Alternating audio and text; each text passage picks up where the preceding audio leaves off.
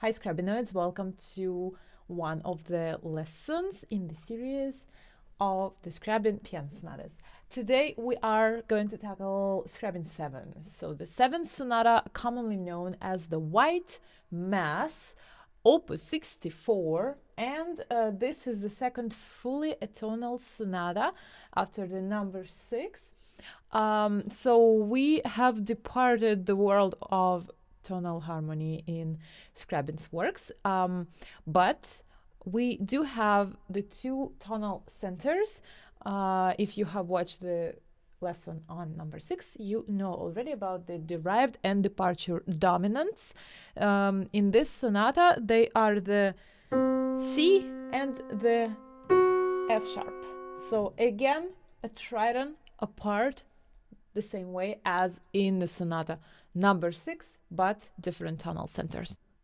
For my YouTube audience, this is a shorter version that you are watching right now of this lesson. If you're interested in the full version, the link to purchase it is in the description. If you're buying it during the first week, there will be a special discount. And if you are buying the 5 late sonatas together as a bundle, there is a very special price. Check it out. Of course, if you're interested in a private lesson with me or in regular lessons with me, you're more than welcome to contact me. Another link to the contact form on my website is again in the description. So I'm looking forward to receiving your messages, your videos, your concerns. I don't only teach Scriabin, of course, I teach various styles and genres in the classical music. So feel free to contact me if you're interested in studying with me individually. What do we know about the 7th sonata? So, of course, it's a juxtaposition to the number 6. So the number 6 was really dark. If you have watched the video that I'm linking up here, you will know. So this one is like a counterforce. It pulls you out from all of that shadow you have experienced and maybe accepted or maybe fought in the number 6. So this one is something that goes against that gravity, the dark gravity from number 6. So let's go. Let's look at the motifs first. We have 6 main motifs in this sonata. So the first one is, of course, the rising 2 notes, the main one.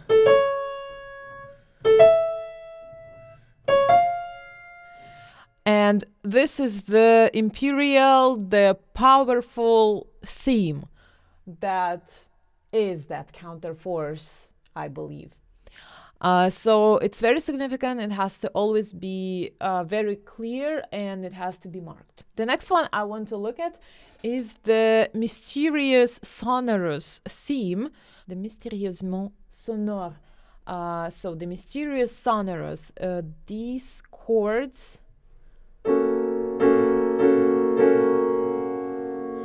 already mean that this theme is coming, and in the beginning it's not yet fully developed on the first page, but we can see it very clearly and hear it from measure 12. So it goes like this.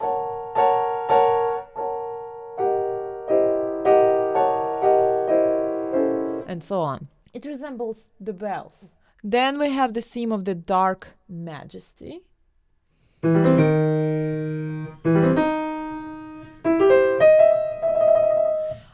After that, we have the second theme that is called Avec une céleste volupté, with celestial voluptuousness.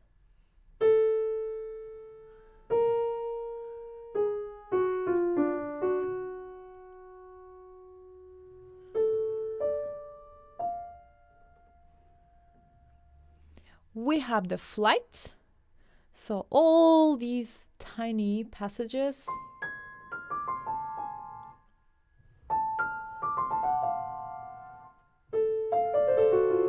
All these things that are flying around are literally the flight themes, the flight motifs. And we have the last but not least, the sparkling, the étincelant. In French, Scriabin uses a lot of very interesting French words. So the sparkling theme.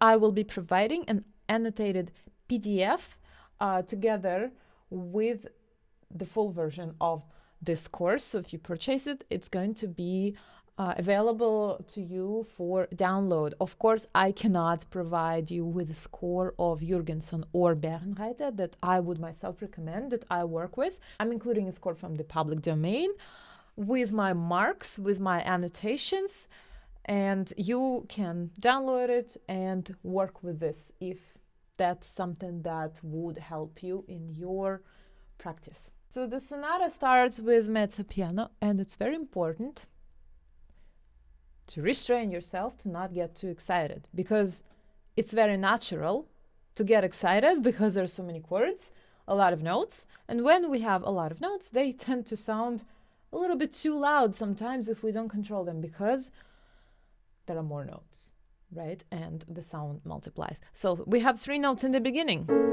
Make sure that you keep quiet, that you really play piano. And I'm pretty sure that in most of the cases you will end up with having mezzo piano as the end result, because you do have 3 notes.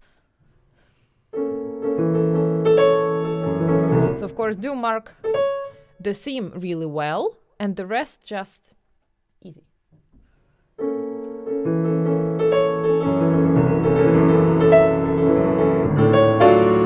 I change the pedal right on this chord.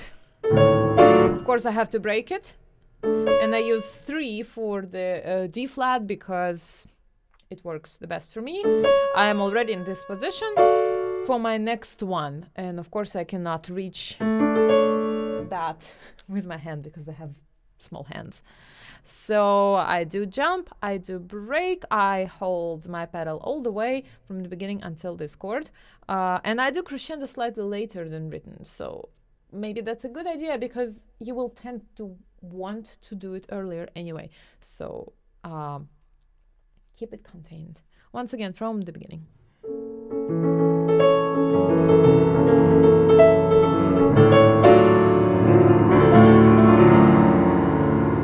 And I only change the pedal here.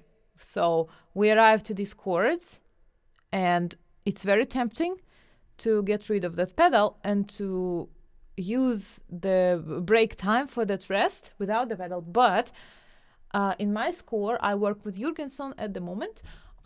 It's written that the pedal should be off just before this chord. I'm in measure 4 right now. So do hold it if it's written in your score, especially if you're using Jürgenson or Bärenreiter. So just change before and going on. Here there's no pedal change written, but I find personally that for me, for my taste, it is too much if I have that same pedal hanging there for the next measure, because then we would have something like this. And then it's really layering up. So what I do, I change the pedal on the downbeat of measure 5, so on the C, and it's very interesting to listen how this C sharp goes into the C and then clears up. So I do change the pedal 1 extra time.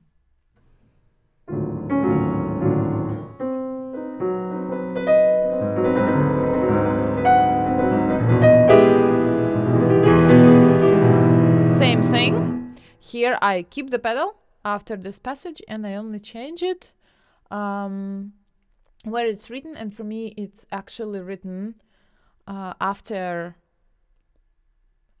the passage and after the rest and after the chord on the G sharp. Here. Again, I'm breaking this chord in 2 with the third finger in my right hand.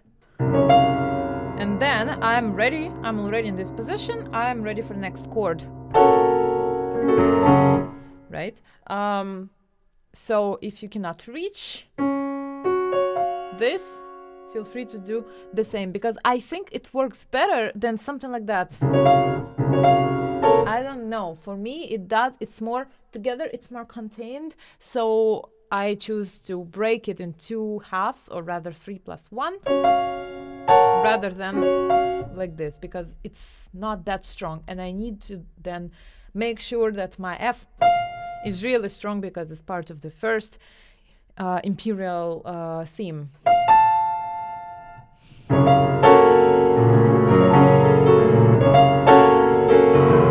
Keep the pedal here. It's one long pedal. It's very tempting to change it, but the harmony is the same. So I think we can hang with the same pedal, but not too loud.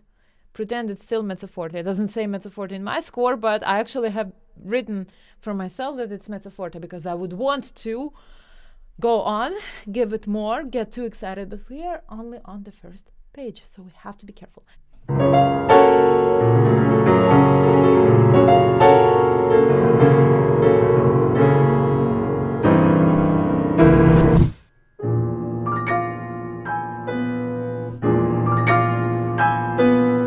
Tenuti here for real, right?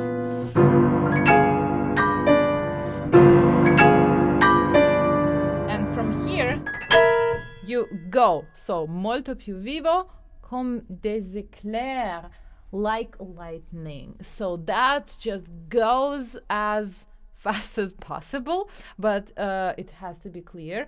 This place is very easy to make a mess of, so be careful. Same pedal. That's also why I have to be careful, and be very clear with your right hand and the left hand. So from here, we drop into the piano, same pedal.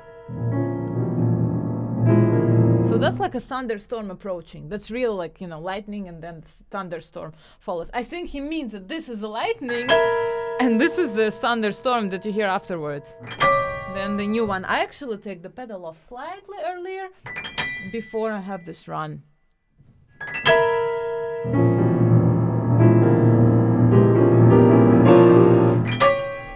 And make sure that you can jump with both hands from one end of the keyboard to the other one. I think this is the hardest thing about this place.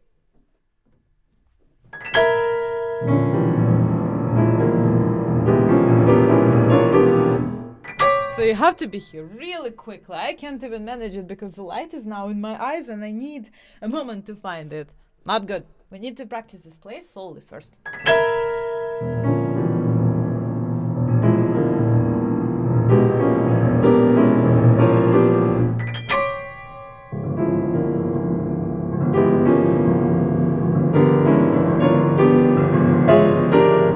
And now faster.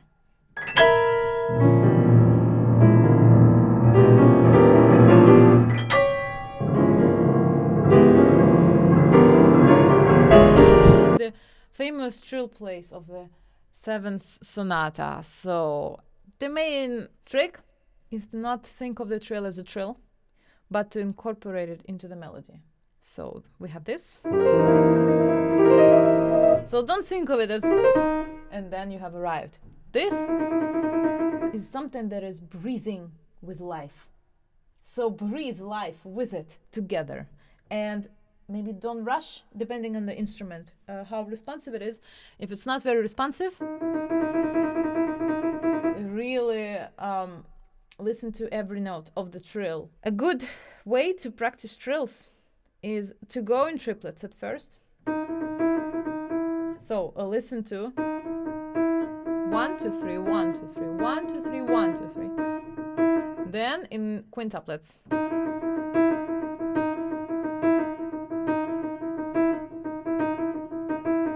And then in septuplets.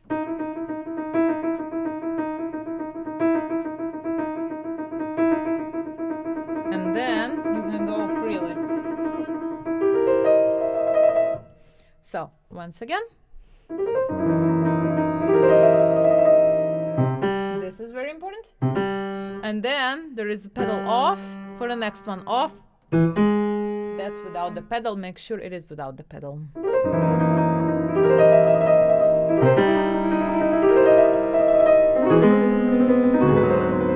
Diminuendo. So do all the hairpins. Goes towards this one. And then diminuendo. So every time it goes towards the trill, towards the quarter note.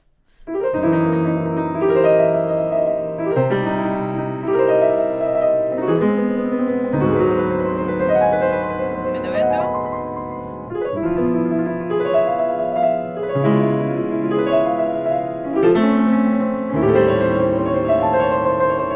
This is not the most comfortable place. 2, 3, 4, 5. And here I use 1, 2, 3, 4, 5, and then 3. I hope it was helpful to have this lesson on the 7th sonata. I wish you best of luck in playing it. It's a really fun piece. It's a really hard piece. I'm not gonna be lying to you. I thank you so much for trusting me and for working on this piece with me, for watching this course until the end. Keep in mind that there are other courses, and you can take a private lesson or a series of lessons or sign up for a regular schedule with me, especially if you're playing Scriabin's music, but not only. I teach classical music of all genres. Feel free to send me a message. The link to the contact form on my website is below.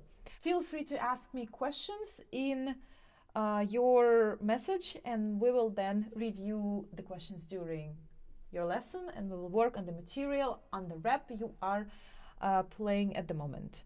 So I hope that this was helpful. I hope that this was interesting, and I genuinely shared my own intake, my own experience with this piece with you, and I'm looking forward to seeing you in the next videos, in the next courses. Keep practicing smart. Bye. Since we have 3/4 in the left hand and we have 6/8 in the right hand, sorry about that, but could be worse. I might be the only one on earth, but to me this sounds like the horn of Rohan from The Lord of the Rings.